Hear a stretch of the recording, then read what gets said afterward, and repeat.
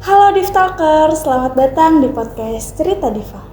Sebelumnya Div Talk itu hadir di Spotify, tapi sekarang Div Talk juga hadir di YouTube. Akhirnya kita bisa ngobrol bareng sambil tatap layar. Maksudnya kalian bisa sambil ngeliat Diva sambil ngedengerin juga, walaupun sebenarnya agak grogi ya, karena Div Talk itu baru pertama kali hadir secara visual. Tapi tenang, pembahasannya itu tetap sama, tetap personal, tetap bahas tentang perasaan. Dan buat episode comeback kali ini, Diva nggak mau bahas yang galau-galau dulu, tapi kali ini kita bakal bahas pembahasan yang lebih luas, yang isunya tuh bisa bikin hati nggak tenang.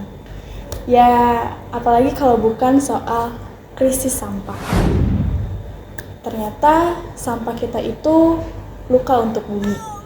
Jadi hal kecil yang kita lakuin kayak buang sampah sembarangan ternyata bisa jadi luka yang besar banget buat bumi. Dan karena pembahasan ini penting, kali ini Diva nggak sendiri. Kali ini kita bakal kedatangan seorang aktivis lingkungan yang udah lama banget bersuara untuk bumi biar lebih bersih lagi. Langsung aja kita panggil Kak Restu. Oke teman-teman, jadi ini Kak Restu. Kalau aku sih biasanya manggilnya Kak Restu ya, tapi coba boleh deh Kak kenalin dulu siapa?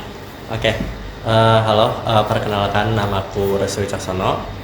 Biasa dipanggil aku Restu, mungkin dipanggil Kak karena banyak di lingkungan komunitas kali ya. Jadi kayak biasanya tuh kayak ada adik tingkat, ada kakak tingkat. Biasanya kayak ya kakak adik lah kayak gitu. Sekarang masih kuliah guys, aku masih kuliah juga. Alhamdulillahnya sekarang udah di semester 8 di Tangerang. Nah, selain berkuliah aku juga berkecimpung di aktivis juga. Yang tadi mungkin udah di-spill kali ya terkait dengan aku menyuarakan isu lingkungan dan terkait dengan krisis iklim. Betul. Tapi kalau boleh tahu nih Kak, kira-kira udah berapa lama sih Kak jadi aktivis lingkungan, atau ceritain sedikit nggak sih Kak awal mula tertarik sama lingkungan itu tuh kenapa? Oke. Aku tuh mulai berkecimpung di isu-isu lingkungan seperti itu mulai di 2022 karena aku kan tinggal di Tangerang ya Kak. Aku tinggal di Tangerang. Nah, aku tuh kayak ngerasanya tuh di lingkungan masyarakatku tuh kayak sering banjir. Awalnya tuh dari kayak gitu-gitu dulu ya.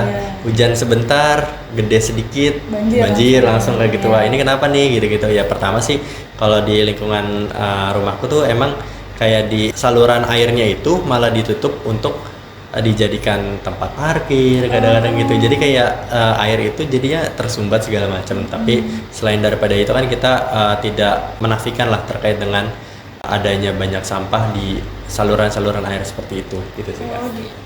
Awalnya. Jadi udah lumayan lama juga ya Kak, dari 2022. Sekarang 2025 berarti udah sekitar 3 tahun lah ya. 3 tahunan. Oke, langsung aja masuk ke pembahasannya. Jadi tuh Kak, kan Indonesia itu masuk jajaran beberapa negara yang penghasil sampah terbanyak. Nah, itu kira-kira sampah apa sih Kak yang paling banyak dihasilkan? Kalau yang aku lihat ya dari beberapa data yang dihimpun oleh kementerian di lingkungan hidup, itu kebanyakan memang sampah plastik sih. Walaupun memang sampah-sampah lain juga banyak sekali, cuman hasil yang dihasilkan oleh sampah-sampah ini baik organik maupun non organik itu emang paling banyak sampah plastik. Walaupun secara jumlah total memang Indonesia itu menghasilkan 67,7 ton per tahunnya. Jadi sampah plastik itu menghasilkan itu hampir setengah dari jumlah totalnya per tahun sih. Kalau kita lihat kan kayak sampah plastik ini kadang kita temuin bukan hanya di daratan, tapi kadang di lautan juga ada aja gitu kan. Nah, jadi kayak banyak banget terkait dengan isu sampah, khususnya plastik sih. Jadi paling banyak itu sampah plastik ya Kak? Sampah plastik, karena dia juga susah terurai ya kan? Betul. Iya, nah kalau dari pengalaman Kakak nih, masyarakat itu menurut Kakak udah cukup sadar belum sih Kak akan hal itu? Kalau menurutku, mungkin sekarang kan kalau di Jakarta itu misalkan Indomaret, Alfamaret udah mulai menggunakan kebijakan untuk pelanggan atau konsumennya itu tidak diberikan bungkus plastik yang instan kayak gitu kan. Bagi aku sih itu gebrakan yang sangat bagus ya. Cuman di lingkungan masyarakatnya ini terkadang tuh masih belum aware nih. Kayak misalkan ngapain sih pakai tumbler segala macam, ribet deh kayak gitu-gitu kayak anak SD kayak gitu-gitu kan. Kalau aku lihat sih kalau di lingkungan teman-teman muda Gen Z segala macam sekarang kayak penggunaan tumbler segala macam itu udah banyak banget gitu loh. Udah menjadi sebuah habit lah gitu. Nah, cuman di lingkungan generasi ke bawah nih, itu kayaknya perlu diulas kembali, perlu diberikan sosialisasi yang aktif sih terkait dengan penggunaan barang-barang yang memang bukan sekali pakai gitu. Oke, jadi masih butuh edukasi lagi ya Kak. Ada beberapa yang mungkin udah sadar tapi masih belum sepenuhnya gitu ya Kak.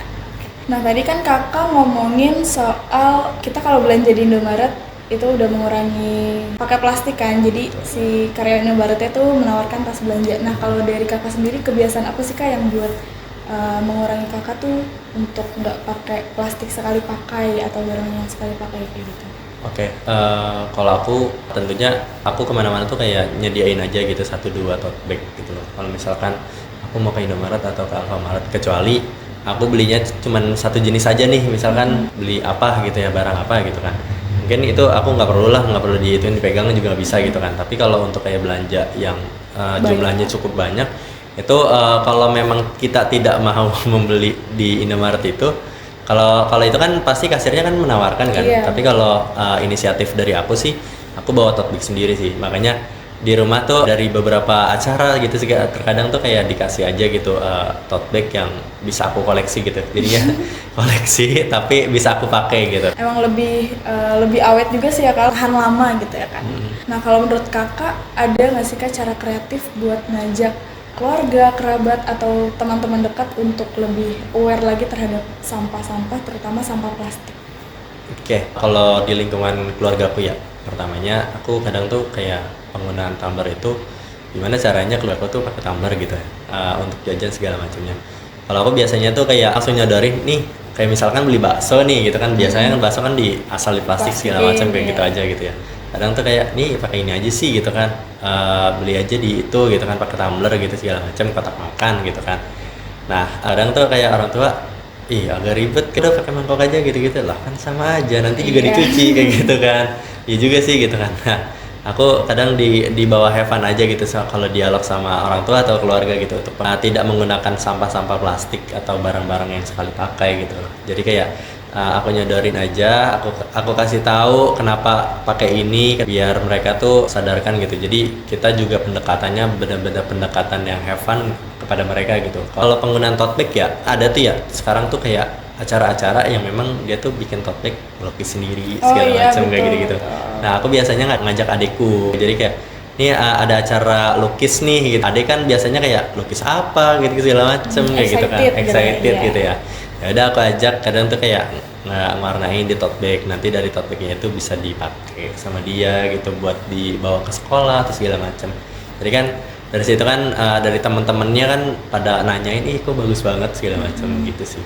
Cara-cara kreatif lah. Kita kan juga pernah ya waktu itu dari komunitas kita nih teman-teman. Jadi sebelumnya tuh aku sama Karsto ini tergabung dalam organisasi PPLingasi ya namanya, Pemuda Peduli Lingkungan Asri dan Bersih. Nah kita tuh pernah ngadain acara ya pokoknya tentang workshop lingkungan gitu. Jadi kita ngajarin anak-anak kecil buat ngubah sampah plastik jadi eco-brick. Oh iya kan? jadi eco-brick. Iya, terus sampah-sampah rumah tangga jadi eco-enzim kayak gitu. Jadi memang cara kreatifnya ya seperti itu teman-teman, ngubah sampah-sampah plastik itu jadi kerajinan atau jadi barang-barang yang lebih bermanfaat gitu kan. Nah menurut kakak nih kak, di era digital sekarang media sosial itu membantu budaya lebih konsumtif atau malah memperparah tentang adanya isu risiko sampah ini gitu? Oke, adanya sosial media ya, apalagi sekarang banyak banget gitu ya campaign terkait dengan lingkungan segala macam gitu kan.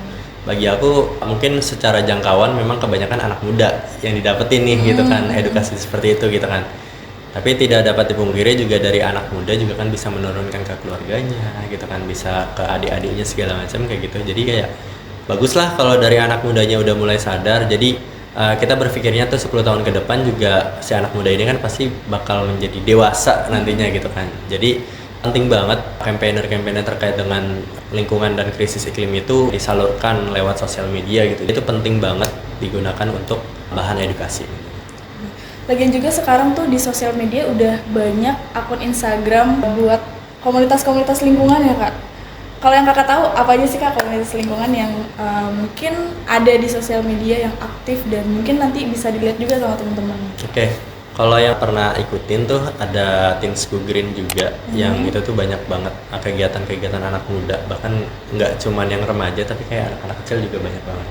Teens Go Green, aku juga pernah berkecimpung di situ juga untuk join di situ. Terus juga ada Jaga Bumi, Jaga Bumi juga itu temanku juga ada yang di situ, jadi kayak saling punya insight baru gitu. Jadi bagi teman-teman kalau mau tahu bahas tentang lingkungan, jangan khawatir, jangan ngerasa sendiri karena banyak banget komunitas muda yang memang fokus kepada isu lingkungan gitu. Betul. Jadi relasinya juga makin banyak ya Kak.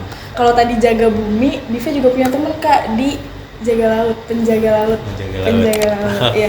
Nah itu juga suatu komunitas yang dia tuh kreatif banget. Dia pernah bikin campaign terus mengubah sampah plastik jadi monster gede gitu loh Kak. Oke. Dirangkai-rangkai gitu ya? Iya, terus dia bikin campaign dengan nama Amji, si muda jaga lingkungan. Iya. Terus ada si paling lingkungan. Si paling lingkungan. Nah itu salah satu komunitas yang bisa diikutin juga tuh teman-teman. Atau nanti bisa cek aja di Instagramnya, itu banyak banget postingan terkait edukasi tentang lingkungan. Kayak Kak, boleh gak sih ceritain sedikit pengalaman Kakak tentang kontribusi diri Kakak terhadap bumi kita? Sedikit aja, mau itu dari pengalaman dari komunitas lingkungan apa gitu yang pernah Kakak jalanin. Oke. Kalau aku sih lebih banyak aksi secara langsung ya, kayak misalkan kita clean up di lingkungan laut nih gitu kan. Makanya tadi kan aku coba spill gitu kan, oh ternyata kayak sampah plastik tuh bukan hanya di daratan tapi kita temuin di perairan juga banyak gitu kan. Nah itu karena aku dari pengalamanku sih waktu itu kayak clean up di lautan gitu pas penyelenggaraan hari laut kalau nggak salah. Aku kayak ngeringis, kayak sedih banget kok, laut yang tadinya menjadi tempat yang bersih, nyaman, bahkan dibuat liburan segala macam, malah kok jadi seperti itu gitu loh. Apalagi di situ kan banyak banget habitat ikan yang sebenarnya ikan-ikan itu juga ya bisa kita konsumsi, tapi kalau ikannya juga tempatnya kita rusak, jadinya kita kayak mengkonsumsi sesuatu ikan yang tidak baik juga gitu loh. Nah, terus juga waktu tahun kemarin itu agendaan bareng sama Generasi Energi Bersih. Mereka tuh kayak membuat camp gitu, tapi di desa adat. Yang lebih menariknya itu, aku kan camp itu sekitar 3-4 hari lah di situ, dan ternyata di sana tuh teman-teman atau masyarakat adat itu sangat aware sekali terkait dengan lingkungan gitu ya. Itu di Sukabumi waktu itu desa adatnya. Jadi kayak bener-bener mereka tuh kayak listrik aja mereka tuh pakai sumber daya air dikincirin gitu loh. Kayak mereka tuh buat inovasi sendiri gitu, padahal kayak padahal di pedalaman banget tapi kok udah sangat aware gitu mereka. Bahkan kita jadi kayak malu sendiri gitu. Kok mereka aja bisa, masa kita enggak, yang memang secara edukasi aksesnya itu bahkan kita yang lebih mendapatkan akses tersebut gitu untuk kita bisa penggunaan listrik, penggunaan kayak tenaga air, turbin segala macam kayak gitu sih. Bahkan kalau malam ketika udah jamnya tidur itu mereka tuh bener-bener fokus banget, lampunya tuh dimatiin semua. Kayak memberikan jeda untuk bumi itu biar beristirahat. Iya gitu loh. Walaupun sekarang juga banyak banget kebijakan di Jakarta itu 15-20 menit itu mereka mematikan lampunya. Itu sih. Kakak tadi tinggalnya di Tangerang ya? Tangerang. Nah kalau di Tangerang ada nggak sih Kak kebijakan? Di Jakarta kan tadi Kakak sendiri bilang akan ada program matiin lampu selama beberapa menit. Nah kalau di Tangerang sendiri Kakak tahu nggak sih ada apa enggaknya? Oh kalau di Tangerang aku melihatnya belum ada sih, tapi mereka tuh lagi fokus memperbanyak sampah gitu. Yang aku lihat tuh sekarang di Kota Tangerang udah sekitar 5-6 titik bank sampah yang memang dioperasikan oleh pemerintah kota tersebut gitu loh. Jadi tempat pembuangan sampah akhirnya itu yang open dumpingnya itu cuman 2 tempat doang, dan itu lokasinya tuh nggak terlalu besar gitu kayak Bantar Gebang segala macam. Apalagi sampah itu kan dihasilkan setiap hari gitu. Betul, ya, setiap hari, setiap saat, setiap detik, bahkan dari bangun tidur sampai mau tidur lagi juga kita menghasilkan sampah. Betul. Nah, di Kota Tangerang lagi fokus dengan kebijakan pengelolaan sampah sih sekarang. Kak, boleh nggak sih Kak kasih pesan ke Divtalkers yang baru mau mulai peduli lingkungan? Apa sih Kak kata-kata yang bikin mereka semangat gitu? Ada nggak sih? Oke. Boleh kasihin dong. Oke, boleh. Bagi aku isu lingkungan itu bukan cuman isunya anak-anak teknik lingkungan, bukan cuman betul, mereka betul. gitu. Bagi aku isu lingkungan itu adalah isu bersama yang dimana kita yang harus aware bersama gitu. Jadi harus optimis nih untuk mengubah lingkungan ini yang tadinya runyam, yang tadinya wah banyak banjir segala macam, tapi dengan kita menggunakan tumbler aja itu kita bisa mengubah bumi itu dengan sebaik-baiknya gitu. Oke. Jadi karena memang pada dasarnya tuh kita hidup berdampingan sama alam ya kan. Betul. Kita hidup di bumi, tempat tinggal kita. Jadi kalau misalkan hal kecil yang tadi kita lakuin kayak buang sampah plastik sembarang itu benar-benar memang merusak bumi sih, karena kan kita tinggal di bumi juga ya kan. Kita hidup berdampingan, jadi harus saling menjaga teman-teman. Kuncinya itu sih ya. Betul. Tuh, nah, tadi ngomongin soal peduli sama lingkungan, mau aware terhadap lingkungan, nggak mesti harus anak teknik lingkungan. Nah, Betul. kalau kakak sendiri dari prodi apa sih kak kuliahnya tadi? Oke, aku kuliah di prodi ilmu hukum. Ilmu hukum teman-teman, Karis tuh dari ilmu hukum, sedangkan Diva juga dari ilmu komunikasi. Nggak ada kaitannya sama lingkungan Nggak ada dong, kaitannya lingkungan. iya. Tapi kita juga sama-sama belajar buat lebih peduli sama lingkungan gitu teman-teman. Betul. Ilmu hukum, tapi kalau di ilmu hukum itu ada belajar soal hukum, Lingkungan. iya berkaitan sama lingkungan nggak sih kak? Ada, cuman kita nggak spesifikasi terkait dengan edukasinya seperti apa segala macam nggak kayak gitu, tapi kita kayak upaya pencegahan aja gitu loh. Anak-anak hukum itu kan lebih kepada bagaimana membuat regulasi atau kebijakan itu secara efektif kan. Nah, paling kita tuh kayak membuat seperti itu, jadi nggak banyak bahas terkait dengan teori-teori mungkin teman-teman lingkungan yang memang based on-nya mereka gitu loh, tapi dengan kita menyadarkan diri kita dulu, dari situ kita bisa belajar lebih banyak gitu. Jadi memang sebenarnya belajar sedikit tapi nggak yang spesifik gitu Nggak ya kak. spesifik. Cuman ya paling belajar 1 semester gitu kali. Iya gitu. Nah teman-teman, jadi obrolan kita tadi bareng Karestu itu bikin kita sadar bahwa kita kalau mau menjaga lingkungan, membuat bumi lebih bersih itu nggak harus jadi aktivis lingkungan dulu.